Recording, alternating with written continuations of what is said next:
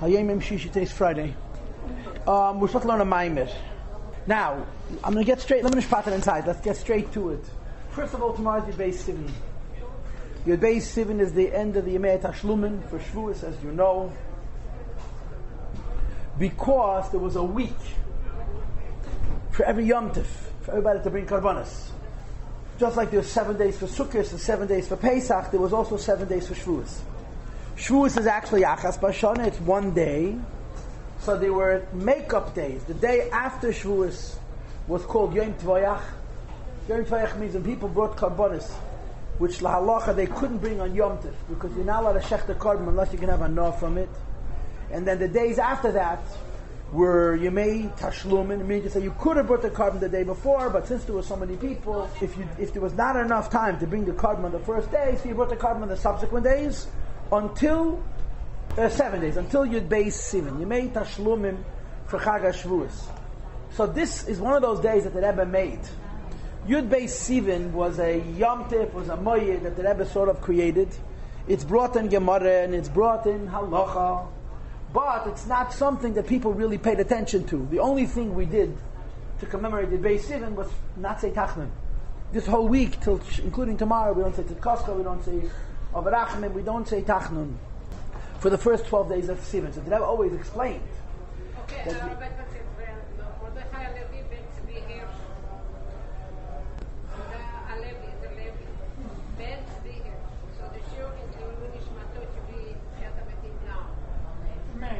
and for the schus of his wife and his children.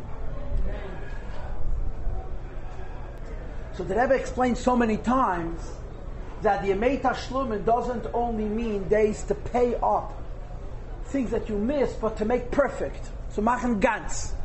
That if something that you did yesterday was incomplete, it can still be completed till tomorrow. So you have Kabbalah Matan Torah and Kabbalah Satera, which is Vav and Zayin Sivan. And then if a person is deficient in his relationship with the Torah, as the Eibush gave it to us on this Shavuos, you have until you Beis Sivan to make it up, to be mashlemit. So that's what these days are about. The Rebbe very often in the later years, in my years in yeshiva, Fabreng Yud Beis Sivan, he made a Yom Tov, he made a Metzias out of a day that for most people was just one of those things, if you were, as it were. Now, this week is Pashas Nosai, which is a very freiliche parsha. It really is. Nosai is a freiliche parsha. It begins with the Leviim and their service in the Beis Hamikdash. It ends with the Chanukas HaMizbeach. It's the longest parsha in the Torah. It's 176 psukim, but like 90 of them are the same 6 psukim repeated 12 times. The parsha of the Chanukas HaMizbeach. In other words, if you're Al Qaeda, Nasi is not the hardest parsha to learn unless you have lung problems. It's very long, but it's also quite easy. And even the middle of the parsha, where you have Nazir and Saita, which is a little bit more complicated, because Nazir, the Gemara says, that a person becomes a Nazir to protect himself from temptation. And obviously Saita speaks for itself. And I'm sure you know that the Rambam writes Saita with a sin, not with a samach.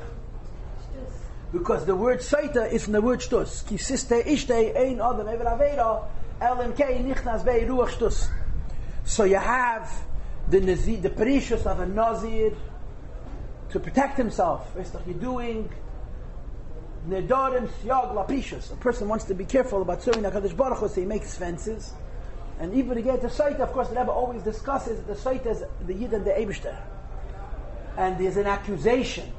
And the end of it is v'niksav v'nizra zora, right? That when a person suspects his wife, and then she's a tahira v'niksav v'nizra. It's even brought in the Gemara Shaila that Chana wanted children. She had a simple eight. She had to be mastered herself with another man. Her husband would be Makana, and she was a tzadikis. And then the Gemara says, if you have no children, you'll have children. If you have children, it's hard to deliver the children. They'll be delivered easy, and so on. There's a whole explanation why she tried the trick of tefillah rather than the trick of kinui and stira. But in any case, the end of the story of Saita is that it's proven that a Yid is a Tehera, his loyalty is only to HaKadosh Baruch Hu, and as a result, v'niksav v'nizra zora. It only, in other words, it's a Yirid, it's a Yerech Aliyah. So Parshas Nasi really is a Freiliche Parsha. And it's the Parsha which you read after Shavuos on most years. There are rare instances where Nasi is before Shavuos, but in most cases Nasi is the Pasha after Shavuos, and it's Maile and Mashlim Matan Teda. Matan Teda is a Yom Tif, and the Shabbos after raises it up, particularly this year, that Shabbos is also Yud Beis. It works out that the end of the week and also the end of the time of this Yom Tif correspond to the same day. Yud Beis Sivan is Shabbos. So it's the end of Matan Teda. And the Maimer we're learning is Yebרכך Kehenim, which is most appropriate. Of course, as you know, we learn Maimorim ala Seder, and we're learning Maimorim of Taf Shin Mem Gimel, which is 32 years ago. And this is a Maimer of Yebרכך Kehenim. Now, there's a number of Maimorim of the Rebbe Yebרכך Kehenim. The Rebbe Tzachstag gekocht in them. The Rebbe was very, very into the Sugya of Yebרכך Kehenim. It seems, I can't say for sure, but it seems that a lot of the Rebbe's Maimorim of Yebרכך Kehenim can be traced to a Maimer from the Rebbe Marash, which he actually mentions in this Maimer, that discusses bracha and tefillah. Normally, there's two concepts. One is a bracha, and the other is a tefillah, a blessing and a prayer. What's the difference between a blessing and a prayer? Blessing means the Eibishter gave you a ruchniyazdike gift, and a bracha translates it from here until here. It should come down from ruchniyas to gashmis. The bracha brings it from a higher madrege to a lower madrege. That's such bracha. Tefillah means yehiratzin. Tefillah means there is no ruchniyazdike gift, and you're davening so that Eibishter should give you a ruchniyazdike gift. In other words, tefillah means to create a new blessing. Bracha means to simply bring from a higher level to a lower level the blessings of HaKadosh Baruch Hu. So Chassidus says there's an upside to tefillah and there's an upside to bracha. The upside to bracha is that it's a guarantee that it'll come down because it's already beruchniyas. The upside to tefillah is that you're bringing down something new. The downside of bracha is that you're only bringing down something from a lower madrege, from your shadish. And the downside of tefillah is that if you daven and lav dafke, the Eibush is going to answer your prayer positively. So it says in Chassidus, based on Marech Hazal, that Yebרכך Kehenim is the perfect bracha, because it's a bracha and a tefillah together. It's Yehi Ratzon, it creates a new Ratzon, and it comes down in a way of bracha, with a certainty. In other words, even though Yebרכך Kehenim, which is the perfect bracha, and the highest bracha, and the greatest bracha, meaning to say, it's creating a new bracha from HaKadosh Baruch Hu for a person where that bracha did not exist, but it comes down b'mehiris or b'zrizus, and with a certainty like a bracha. So let me share a couple of insights with you about this. First of all, I've been thinking about it this week. I get these little clips, so you have time to think about things. The Eibishter gave us a mitzvah to give Yidden brachas. There's 613 mitzvahs. One of the 613 mitzvahs is that a Jew should bless a Jew. Just think about the concept. In other words, the way the Rebbe discusses, I saw a sikha, the Rebbe spoke 1 year after Shavuos to the guests, a yechidus, where the Rebbe says, what's Yebרכך Kehenim? As long as you're a kohen, bless a Jew. You have a mitzvah to bless a Jew. It's not a kohen has a power to bless a Jew. He has an obligation to bless a Jew. Has a chiyuv to bless a Jew. Has a mitzvah to bless a Jew. It's a mitzvah on a kohen to duchen. And by the way, if the kohen stays in shul long enough, and there are multiple minyanim, and there are multiple needs for duchening, he has a separate mitzvah to duchen each time. To give Yidden brachas nachana, the concept of a Yid giving a Yid a bracha, which is the basic concept of Yebרכך Kehenim, is a fantastic concept. The Eibishter wants Jews to bless Jews. Now, of course, many people would tell you about the spirituality of brachas and the lofty concept of brachas, but the Rebbe is a very practical man, and says, no, a Jew should bless a Jew bepashtus, give a Yid a bracha, to raise a Yid up, to give a Yid koiches, to make a Jew feel good, to give him a bracha. The Rebbe said many times, you don't have to be a kohen to duchen also. We're a mamlachas kohenim after all. But specifically kohenim, the Eibishter gave them a special koyach to benchen Yidden. And however a kohen benches is special. But when he benches with the bracha hamishaleshes aksuva batera, when he says specifically the bracha written in the Torah, it's very, very, very special. It's a koyach the Eibishter gave kohenim specifically to bless the Jewish people, which is a fantastic concept. The Eibishter wants a Jew to bless a Jew. It reminds me of a story that the Tzemach Tzedek once spoke a maimed about the of Milas Chasodim. Tzemach Tzedek said a maimed about Milas Chasodim. And what he said was that the Eibishter gets such incredible nachas when a Jew helps another Jew, not only when he actually gives him tzedakah, but simply by giving him a loan. So there was a certain chassid who was in Lubavitch, and in the story in the Buddha, it says his name and his city and all the details. A certain chassid was in Lubavitch, and he heard this maimed, and as was the custom in those days, when he came back home, the whole community gathered, and there was a fabrengen, and he sat, of course, at the head of the fabrengen, and he spoke to the community, and he chazer the maimed. And the community got excited about this concept of Gemilas Chasadim. So they made a achlata that every day everybody would lend somebody else money or borrow from somebody else money. They didn't need the loans, but they wanted to do the inyan of Gemilas Chasadim because the Rebbe spoke the Maila, how great the inyan of Gemilas Chasadim is, and that's what they did. They were constantly lending and borrowing money. A shtickl tzeit später, a little while later, one of the people of this community came to Lubavitch, and the Tzemach Tzedek looked at him, and he saw a Moeden de Keschus. And the Tzemach Tzedek ascertained that the schus came from this idea that people helped each other. They didn't even need the help. They just decided that they're going to make a regular habit out of doing each other favors. Brachas is a similar idea. Brachas don't cost money, it's words. But brachas cost hearts. And hearts you can replenish, but nevertheless it's something. A yid will bench na yidin. This is a very fascinating concept. And the Eibishter not only gave us a mitzvah that we should bench, he actually gave us the nusach. Yevrakech. So let me say this to you. I am going to learn with you a maimed. This maimed, Bepashtus, is based on the Likutei Torah Pashtus Nasi. This maimed is a very, very brief summary. My Maimorim and Likutei Torah Pashtus Nasi are quite long. This is very, very short, Lefiyerech.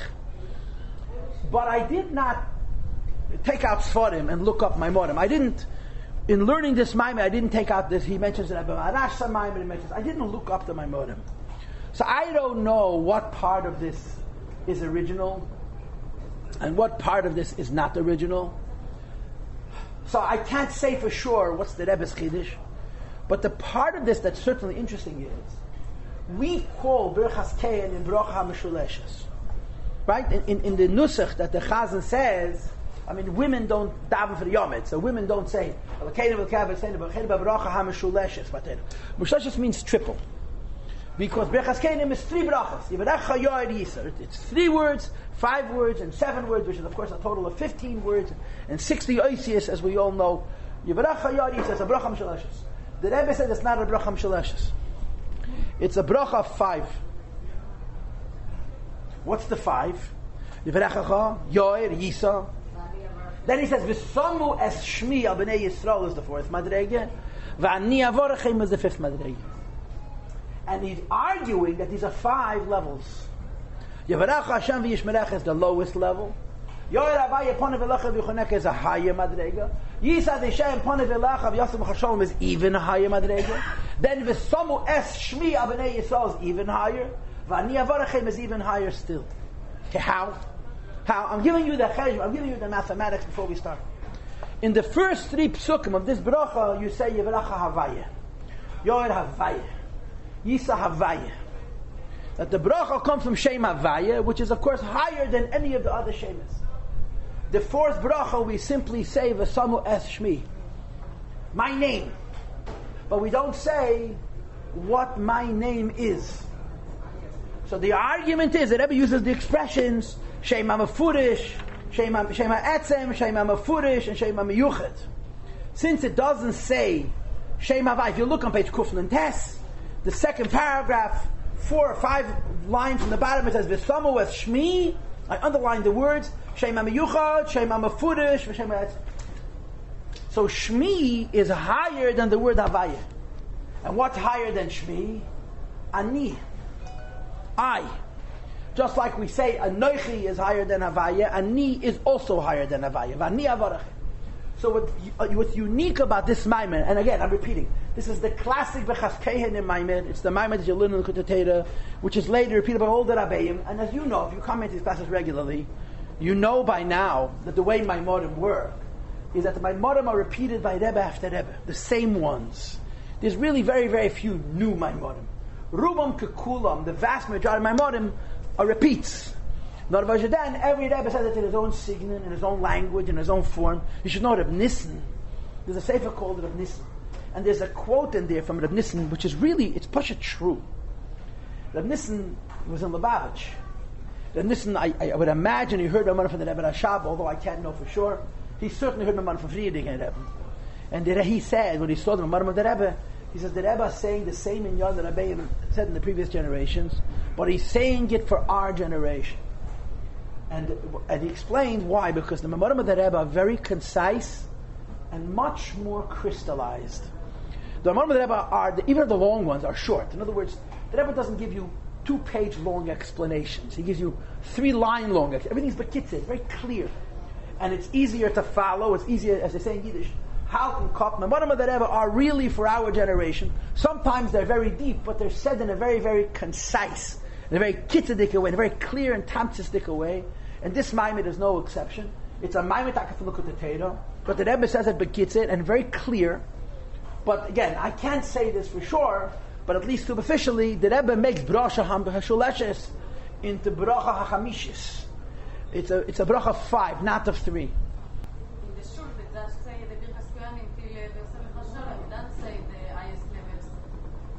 Okay, it's a fair question.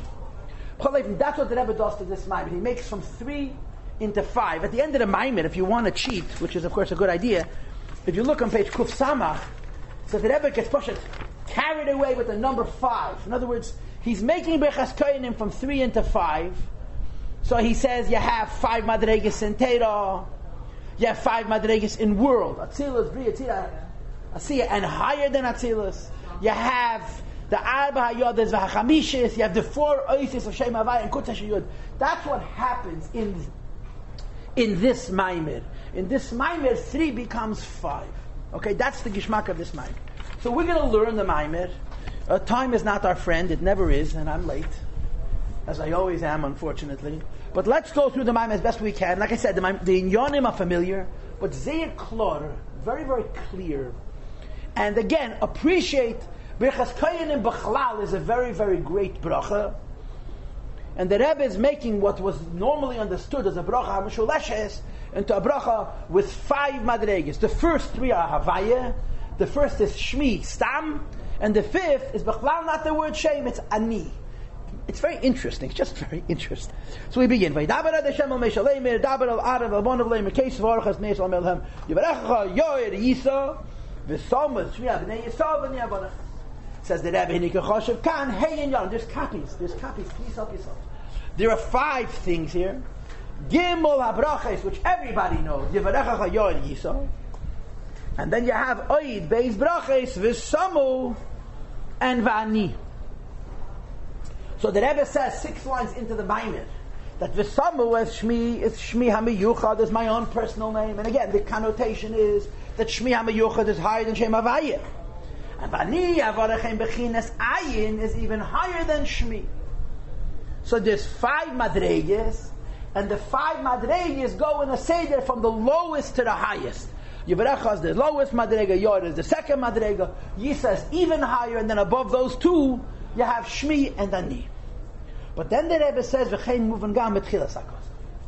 Chach afilu, even though the Seder of the 5 brachas is min hakal el hakoved, from the lowest to the highest, before the 5 brachas, there's an introduction.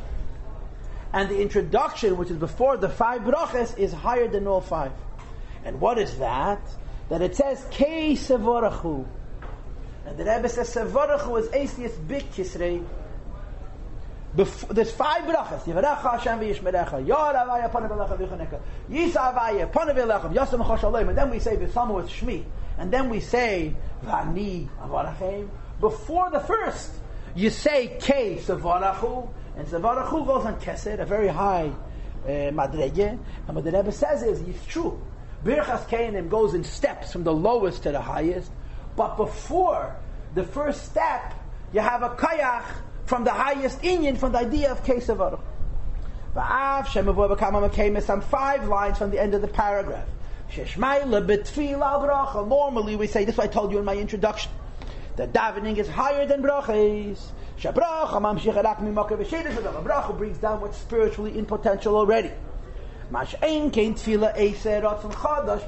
Yehirats, creates a new will, says the Rebbe Yadua, Sheberchas Koyanim, and the Deim and the Shara Bracha.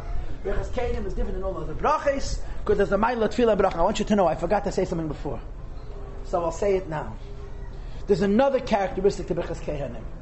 In addition to what I said earlier, that the Rebbe says here, that Birchas Kehanim combines the Ma'ila Bracha and Ma'ila Tefillah, it has the Koyanim property. What is the Koyan's property? That you learn a Chumash, but from good and from bad. Koyanim's property is Rizis. The Teva, the Din and Halacha was, the Nigla the Teda is, Koyanim's Rizim Hein. Koyanim were very expeditious, not hasty, but expeditious, precise. And the Zrizus of Koyanim shows itself in many cases. One of the examples is the Machal Shkedim. That if you start up with the Kahuna, the punishment happens spontaneously. Right? That when the Koyrach rebelled against the Eibishter for making Aaron the Kohen Gadol and so on, the Siman that the Kahuna is Aaron's was from a stick of almonds. Shkedim. Why almonds? Because they're the fastest peri to grow into ripe. It takes 3 weeks. To say that the Eibishter is shayked, the Eibishter hastens, it was very in a rush, someone messes with a kahuna, the Einish is right away, and Rashi brings in Chumash, in Parshas Kedach, that there was a king of Yehuda, the kings of Yehuda B'chlal, were tzaddikim, whose name was Uzo, I think, or Uzoel, I forgot his name, who wanted to be King Gadol. He said, I'm the Melech, he was a tzaddik, he wanted to be King Gadol. He stood up on the Mizbeach on Yom Kippur, he became a Mitzera on the spot. And he had to isolate in Bodid Yeshiv. He lived 15 years in Saras. He died in Saras. And his son succeeded him during his lifetime because he didn't function as a king, because he messed with the Kahuna. Rashi mentions it in the Parsha, that Kahuna, everything is very hasty. You start up with the Koyanim, the Einish is spontaneous and immediate. But on the other hand, Birchas Kehanim, as Rebbe always said, Lashon, Ad Meheira Yoretz Dvorei. The bracha of a Kohen doesn't go through Hishtalshalos. When things go through Ishtalshus, there's 2 problems. Number 1, it stops and starts, it stops and starts, and stops and starts. And number 2, it can get stuck. Birchas Kehanim doesn't stop and start, stop and start, and stop and start. And it doesn't get stuck. It goes from the highest madrege to the lowest madrege very, very quickly. So Birchas Kehanim, first of all, has the mailed of both tefillah and bracha. And in addition of the mailed hazarizus. Okay? So Birchas Kehanim has 5 madreges, not 3 madreges as we normally understand it, but 5 madreges, and that the hagdoma to the first of those 5 madreges is Kei Tevרכו, a kech that comes from Kesed, that Birchas Kehanim should be as effective as it is, and it has the mile of tefillah and the mile of bracha, and it also has the mile sazrizus. Says the Rebbe in the next paragraph, Azel Kei Tevרכו Eis Bekisrei, Sham Shochas Habrocha de Birchas Kehanim. That Birchas Kehanim Tak has all of these levels. But from the beginning, it's mitzviras hakesef. It begins from highest madreges, umisham nimshech achakach, the keach from keser comes down. First of all, begimel abrachas yivrakha yar yisa, where it says havaya, and v'gam bebeis abrachas anisofis, where it doesn't say Hashem's name, but it says v'samuas shmi, and it says vani. 5 brachas. So now that the Rebbe, if you will, changed the definition of Birchas Kehanim, mamish. He changed the definition of Birchas Kehanim from 3 to 5, from 3 brachas associated with Shem Havaya, to 3 brachas that come from Shem Havaya, and the 4th bracha that comes from Shem Yuchad, and Shem Fudah, Shem Etzem, and the 5th bracha that comes from Ani. So now the Rebbe repeats what says in Likutei Torah about the first 3 brachas. If I recall correctly, and again I didn't look it up this morning, but if I recall correctly, the Alter Rebbe doesn't have this. 5 business doesn't exist in Likutei Torah. This is this Maimon. The Alter Rebbe has 3. But in order to understand what the Rebbe is now changing in Birchas Kehanim and introducing to us a version of Birchas Kehanim which is about 5 rather than about 3, so in order to do this, the Rebbe says, let's go back and study the 3 first. It says in Chassidus, Mahu bir seder abrachas, the order of the brachas, l'cheirehem shalei ala seder. The Alter Rebbe asks that perhaps the brachas are not in order. The Alter Rebbe answers, the brachas of Birchas Kehanim go from the bottom to the top. I want to tell you something fascinating. I researched Birchas Kehanim because many years ago I gave a Parsha class on Birchas Kehanim. I don't know if it was 2 or 3, but I have it online. If you go to my website, it wasn't classes I gave here, it was a class I gave men. But I gave 2 or 3 classes of Birchas Kehanim, and I found something very unusual. I think unusual. What I do in my Parsha classes when I used to give them was I would go through all different Mefarshim, starting with Mamari Chazal, and then the Rishonim who are more philosophically leaning, and then the Rishonim who are Kabbalah leaning, all the way till Chassidus. By Birchas Kayanim, I found an unbroken pattern. Even that Al-Bag was consistent with this pattern. That all of them basically say the three brachas of Birchas Kayanim in the same way.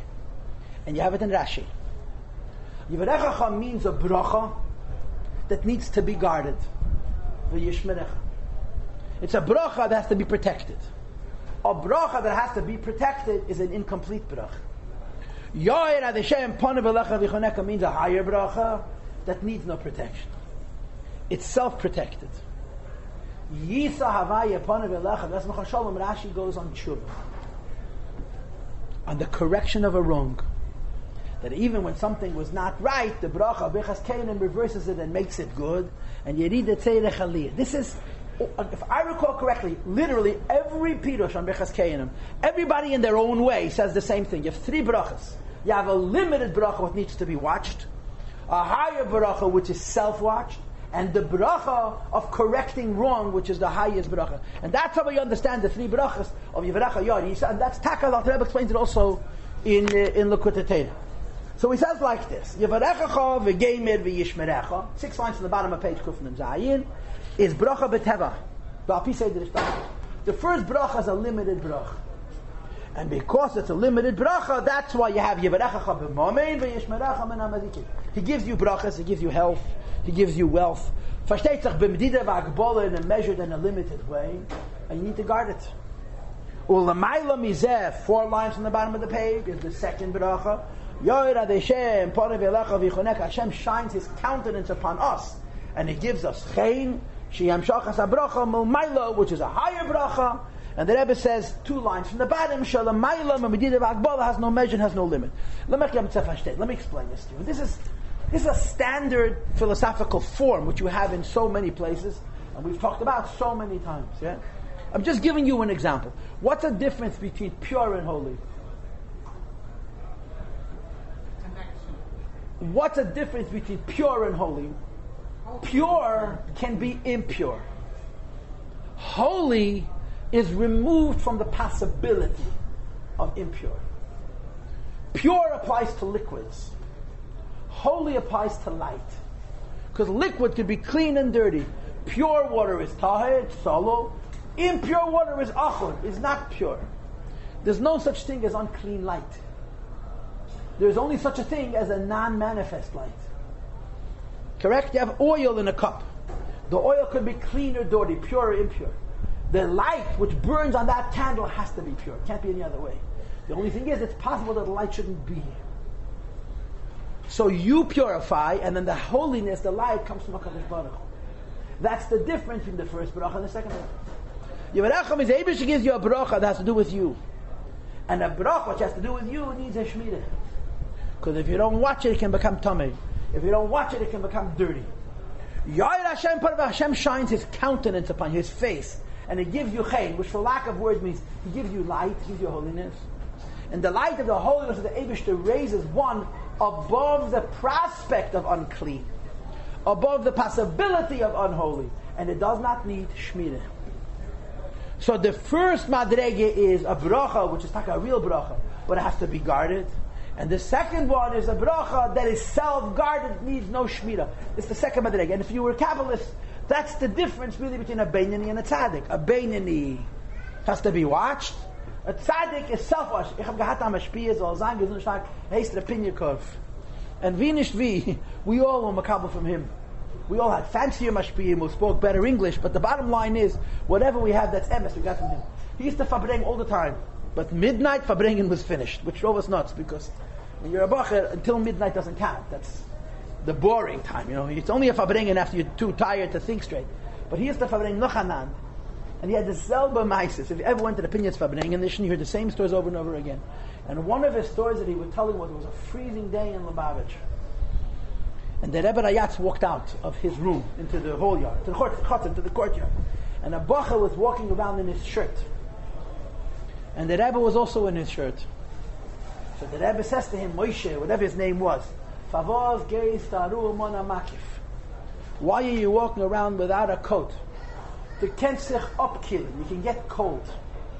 So the Bacha looks at the Rebbe and thinks to himself, excuse me, sir, you're also dressed in a shirt. So without him saying anything, the Rebbe says to him, Mir Hitman, I am being watched. The end was that this Bacha, Rahman Laslan, was Nishchametz. He went away from Yiddishkeit and understood that when the Rebbe said to him, the kensich upkilling, he didn't mean upkilling, you'll get sick. You can become cold to Yiddishkeit. You need a shmira, you have to stay inside. He said, I can go outside. I am being watched. That's the Yivrakha, V'yishmerecha and Yor.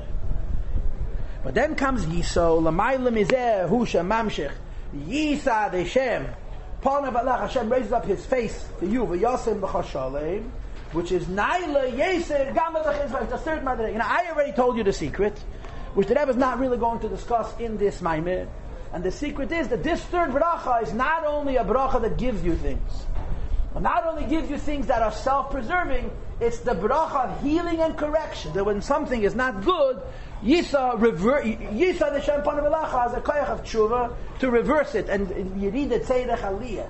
And this Hapach HaShechel and Heida Merida Lemiska, the darkness and the negative becomes a positive and so on. So the Rebbe now explains Yisa Shem Panav Elacha. Over here, the Rebbe brings Omer as Alba Bracha is Kach Kuf Nun Ches. The Gemara says in Berachas Omer, V'lach HaShem HaKadosh Baruch Hu Malachim, said the Rebbe Shte Rebbe, Nishal Leilam. Kaso V'Seirascha, it says in your Teira, Asher Le Yisafonim V'lo Yikach Shechem. In your Teira it says you have no favorites. You show no favoritism and you cannot be bribed. Le Yisafonim means you never show favoritism. Two people come to a din Teira and you don't show deference to one over the other. It's a lav. Says the Malachim to the Eivishter, V'halei Ata. Neisei Panim Li Yisrael. You show favor to the Jewish people. Shenemar Yisa Havaya Panim Vilech. So when it comes to Ayid, the Eivishter is Neisei Panim. Neisei Panim means you come into a court of law. And you're having a deal with somebody else. And the judge looks at you and tells you, how are you? And how's your father? And how's your mother? And your brother? The other guy loses his koyach to even defend himself because he sees that the judge is Neisei Panim. So the Medrash says that the Malach, the Gemara says, the Malachim say to the Eibishter, you're Neisei Panim Yisrael. You're not objective. You are biased. You show them a favoritism which is Heipach Hadin. So the Eibishter answers them, Omer Lahem, 4 lines into the paragraph, V'chi Leyes Alehem Panim. Should I not show them favoritism? Shekasavte Lehem B'Teira, I wrote in my Teira, V'chalta V'Savota, that you eat and you become satisfied. And only that Yivrakch is the Shem Alakacha. Can you bench the Eibishter? They bench, they eat a chazayas of bread. They eat a kabeya of bread and they already bench. The Birchas HaMazon, the Dalet Brachas, or the Gimel Brachas. So the Eibishter says, I told them that you have to say Birchas HaMazon if you ate a full meal and you're satisfied. They say Birchas HaMazon for chazayas. They're bribing me and I'm taking the bribe. That's basically what it says here. They're doing more than I commanded, and therefore I do more than I'm expected to do. And of course, this is not an answer to the question. It's simply a confirmation of the question that the Yidden bribed the Eibishter, and the Eibishter lets himself be bribed. So the Rebbe once said about Mochan Chana. One of the many places I work is Mochan Chana. And Mochan Chana, you can't quit.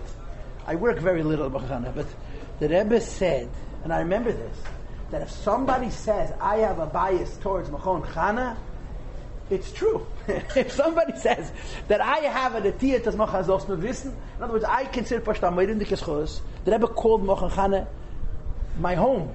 He told Yankelech, he told the dormitory, somebody asked the Rebbe, when is the Rebbe in Chana in the dorm, and the Rebbe said, Alamo. When is your mother in the dorm? Alamo. The Rebbe has a bias, there's no question about it. But a bias, how can you have a bias? Not allowed to have a bias. You have to be objective. You have to be honest. The Malachim say to the Eibishter, you have a bias towards Yidden. And the Eibishter answers, of course I have a bias. They bribed me. I'm just not giving the ganze kasha. You're not allowed to take a bribe.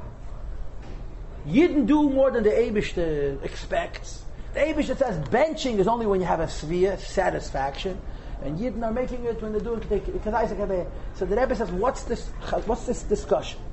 Now I must tell you, when we're going to be finishing this, I'm not sure we'll have an answer to the question. But we'll have an understanding of the discussion. You know, Yiddishkeit is so vast. There's so many hundreds of things in Yiddishkeit. So the Malachim say to the Eibishter, you're biased. You show Yidden favoritism. And what is the reason? They say Birchas HaMazon less than Knesiyah. He couldn't find a better example. You didn't go on Mesiras Nefesh, Al Kiddush Hashem B'Pel. He didn't have that. He didn't bench when they ate less than a sheet of Tzvi. So the obvious question is, Eibishter, you want to explain the bribe that Yidden give you, that because of this Nesiyas Panim, you are in turn a Noisei Panim, right? You return a favor for a favor. They are Noisei Panim, so you're a Noisei Panim. They show you a deference, you show them a deference. Can't find a more meaningful example than benching with less than full. So the Rebbe explained it up in Chasidus. And if you look in your page, there's 2 asterisks in the middle of that paragraph where it says, Acha Inyan Hu. And the teretz is as follows. Then you do a teretz ha'arizal, you see the place? You see the place? Page Kuf Nun Ches. It's about 9 lines or 10 lines into the paragraph. On both sides, I made a little keichav, a little star. I'm starting at the end of that line. Acha Inyan Hu, the teretz is as follows. Yadua teretz ha'arizal. Arizal says, ala pasuk on the pasuk. Ki le'el alechem levad yichi ha'olam. A person doesn't live on food alone. Ki al kol meitza piyavaya yichi ha'olam. You live on the meitza piyavaya. In other words, when you eat food, food has 2 components. Just like you have 2 components, a guf and a neshama. Bread has 2 components, meat has 2 components, water has 2 components, a guf and a neshama. The guf of the food you eat feeds your guf, and the neshama of the food you eat feeds your neshama. So the Rebbe brings the Kisvei Arizal, right? The Hainu Meitzah Piyavai Shabalechem. There's a neshama in this bread which comes from the Meibishter. If you look in your text, there's a little dalet there. Why do you have to eat food? To get the neshama out of a piece of bread, you have a neshama of your own. So why do you have to eat the bread? For the neshama's sake. And the teretz is that the life in a piece of bread is the life in a piece of bread is higher than the life of a person.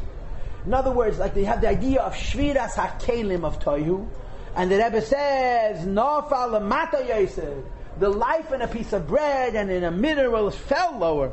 Ki kol agaveya yosef nefal lamata yosef. The sparks of tohu that fell into daimim tzemeach chai, because it fell lower, has a higher sheidish in elam ateu than Adam. Umishum zeh, and therefore Adam tzarich, a human being, even though he has a neshama of his own, to get the neshama from the bed, to get life from these sparks. Okay? So now Rabbi say, we eat food, and then the Rebbe goes on to say we eat food and we wear clothing and we live in homes.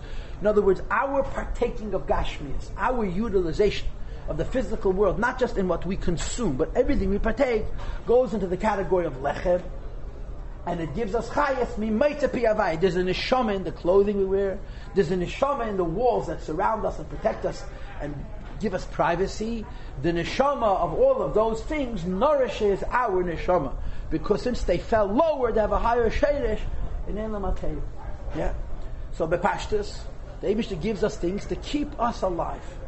And why are we eating it? To get life. In other words, we're eating food to serve us. But there's another perspective. There's another perspective. And the other perspective is that we're eating food, and we're wearing clothing, and we're living in a home not to sustain ourselves, but to elevate sparks in the Eibishter's world. In other words, we always understand this eating, this kisvei arizal you have in hundreds of Maimorim, right? Everybody knows this. That when you eat food, you're getting ruchnias de kechayes from the ruchnias within the food, v'chuli, v'chuli, v'chuli, the ganze sture.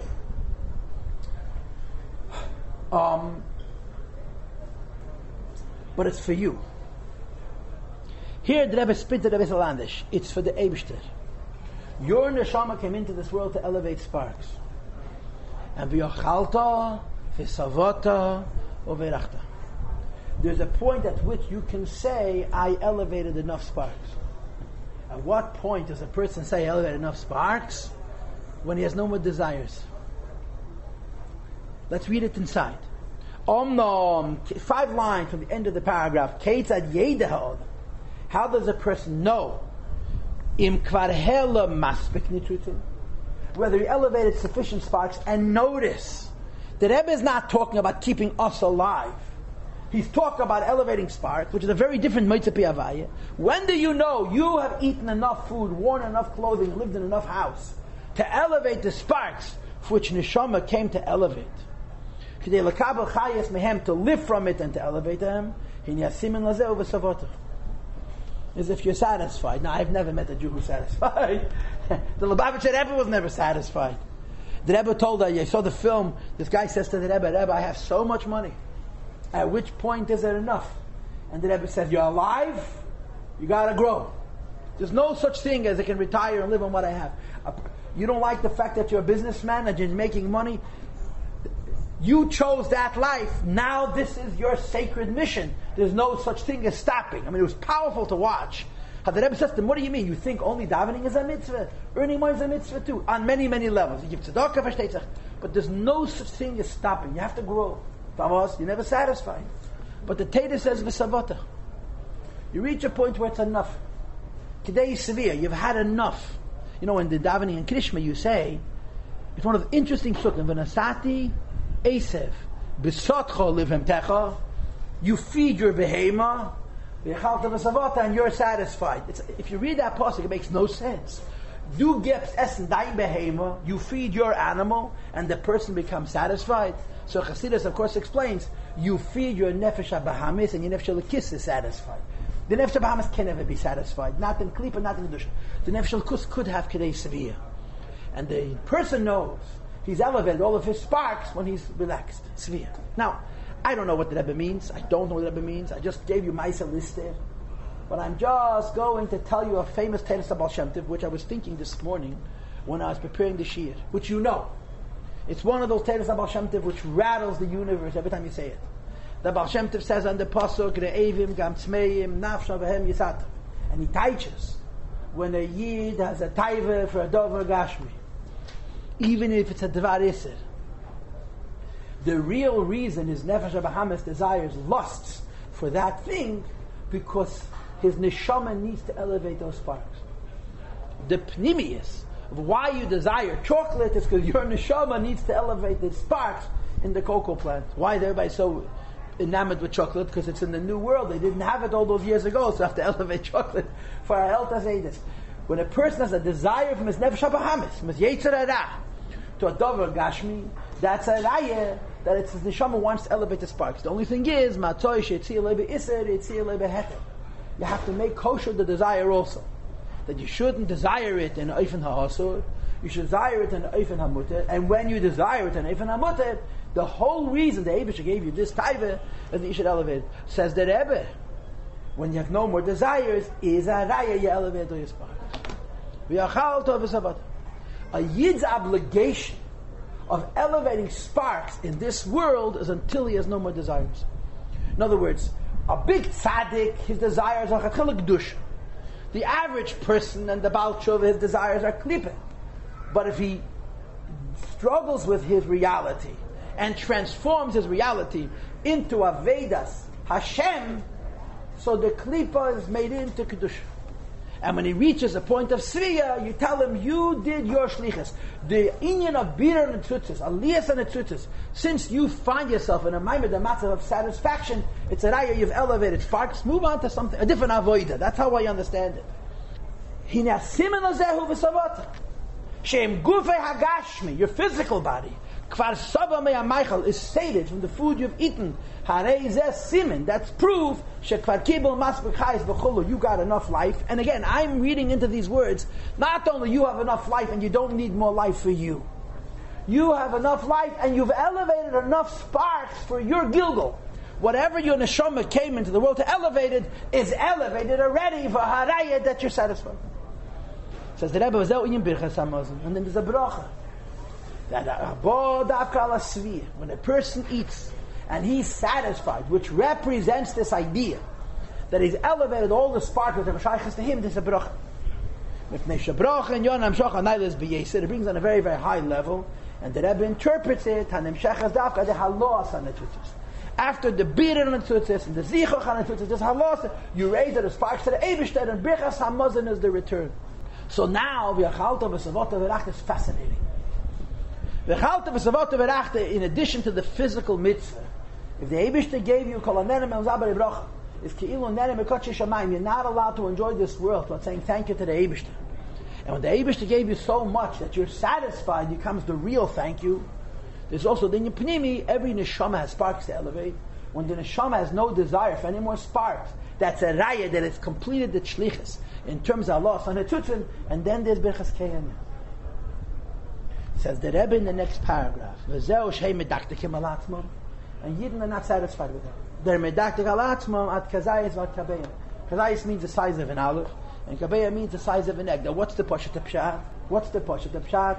The poshet pshat is you bench even though you're not satisfied. Right? That's the poshet pshat. Hey medaktikim al atzmam at kazayis vat kabeya means you are going to say birchas hamazon even though you're not satisfied. So what's the maile? What's the maile? So I think that the Rebbe holds that medaktikim al atzmam at kazayis vat kabeya means to say you eat and you satisfy yourself and you look for ways to make you hungry. Medaktikim al atzmam at kazayis vat kabeya, not in niglet means you've eaten only a piece of bread or 2 pieces of bread and you're already benching. In pnimis sanyonim you've already been satisfied. So you've elevated all the sparks that have a shaykhs to you and you should rest. Medaktikim al atzmam, they go deeper to find new hungers, even hungers for very, very insignificant things like a kazayis and a kabeya. That's how I understand the Rebbe's understanding of this Gemara. You eat, you're satisfied, that's good, yeah? Finish enough, bench. Medaktikim al atzmam, kazayis and kabeya, they find ways to make themselves hungry after their satisfaction at kazayis and kabeya. And that's the Nesiyas Ponim. The Eibishter gave us a shlichus to elevate sparks. And when you complete this shlichus to elevate sparks, you've done what the Eibishter expected. It's called Sviyah. And you give the Eibishter more, which of course is consistent with the tshuva theme. Remember I told you that the third pasuk is about tshuva, higher than say the Shtashas Dalet Shor Yisad Hashem Panav Elach is tshuva in the Likutei Torah. The Alter Rebbe explained it by this Ma'ameh Chazal. You give the Eibishter more than he asks you. He asks you to give K'dei Sviyah. He gave you a mission. You know your mission is complete when you have inner peace. And you're medaktik al atzmam, like Bikish Yankiv Leisha B'Shalva. Yankiv's life is perfect. He wants it to be more perfect. Kavatz alav Rukzasha Yosef. Medaktik al atzmam. In other words, you achieved Sviyah. It's good. The sparks of Kedusha, you knew you need to elevate are elevated because you're at peace with yourself. You look for hunger. Medaktikim al atzmam, they find new hungers at kazayis not kabeya to elevate from the Eibishter's world more than the Eibishter expected of them. And look how he explains it up in Kabbalah. Top of Kuf Nun Tes. Hapirushim bazeh is as follows: kazayis is Shem Adnai, kabeya is Shem Havaya, and he compares it to Yireh and Chochmeh and Yiratata, Chochmeh and Chochmatata. In other words, Shebeklalos Hu Haveda Shalefnim Yishura Sadin. The Eibishter made a shura, a line, and you're going ledalek shur like the Baal Tshuva, more than the line. The line is once you're satisfied, that's a raya that you've elevated all the sparks you need to be elevating, and you're medaktical. You find new hungers, new reasons to be mavadas sparks, even though you're not hungry.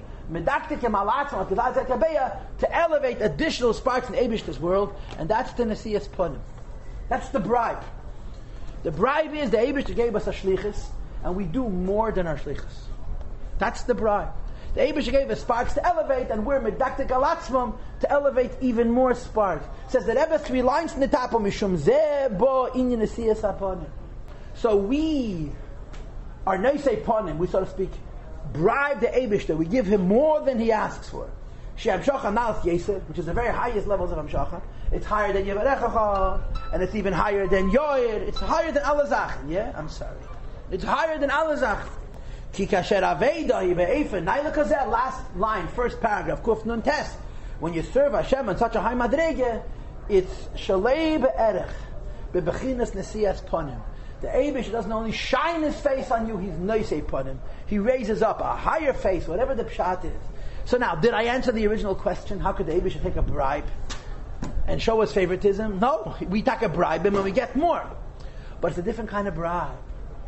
It's not a bribe. We're offering him 50 cents extra, so he's going to give us a favorite judgment. Is that we're going to fulfill his mission more. And understand, when you make bigger kelim, you automatically mamshech more eir. So who's the neisei ponim? Who's favoring who? The Eibush isn't favoring us. We're favoring him, and automatically there's more face, there's more nesias ponim. If you do more for the Eibush, it's not the pshat the Eibush that gives you more. You simply made a bigger kli, so there's going to be more eir, and that's Yisa. Yoir avaya ponim, it's a complete kli. There's lichtigkeit. Yisa means you're medaktik alatzon. The kli is whole, and you're going beyond the shleimus hakli, and therefore you're being a bracha of Yisa, an even higher bracha. But the Rebbe says, but even higher than Yisa, if it are noch zwei madreges. Next paragraph. Lamata needs a vessel, and that's why it says v'yosim l'cho sholem. You have to have sholem, and the Rebbe says sholem is the kli for all of the brachas of the Eibishter. Yisrael v'yosim l'cho sholem. Right? I want you to remember this. I've discussed this many times. In the Rebbe's Rishimis, there's a moiridige word, a wunderbare word. I don't know if the Rebbe said it in Efabring and after he was the Rebbe, but it's in the Rishimis for sure. That the Mishnah says no, it isn't the Sichos. Loi mata d'Hashem keli machzik bracha li Yisrael ella hasholem. Hashem could not find a vessel which can hold bracha for Yidden other than Shalom. So the Rebbe asks, why the double negative? Loi ella, he should say, Mata HaKadosh Baruch Hu kli machzik bracha li Yisrael hasholem. Why? Loi Mata, he didn't find ella. It gives that pasha to teretz. The bracha that the Eibush gave Yidden is bleak full of Ein Sof. There's no, you can't have Ein Sof in a kli. Since the bracha is infinite doesn't fit in any keli. Ella, but hasholem. Sholem is a kli for bli gavul by being a non-kli. It's not the pat is big enough. The pat is open enough, is vulnerable enough, is free enough because of the maimed, the matzah of sholem. So even though it's a kli for Ein Sof, and that's the v'yasam hasholem. That you have these three brachas, and the last of these brachas is this favoritism. We're medaktik alatzmam, and the Eibush responds with nesui ponim, and it comes on in this world with the infant sholem.